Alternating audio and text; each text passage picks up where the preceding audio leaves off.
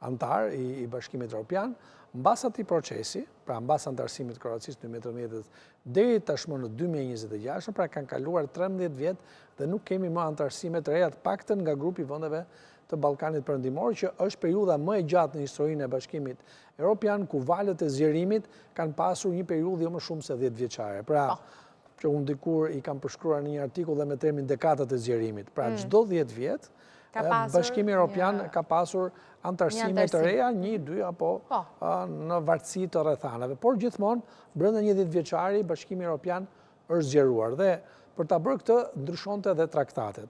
Ajo çfarë ishte reja për Ballkanin Perëndimor, është fakti që mbas kësaj strategjie të re, e cila erdhi fal këmbguljes së presidentit Macron, edhe për disa rrethana që ishin krijuar në Bashkimin Evropian, temat e lodhjes nga zgjerimi, ringritja e partive popullore djathta, tashmë procesi i zgjerimit do kalonte në që quhet grupimi të 35 kapitujve dhe hapja e negociatave sipas grup kapitujve. Pra u krijuan 6 grup kapituj, ku këto 35 kapituj u grupuan sipas temave të tyre.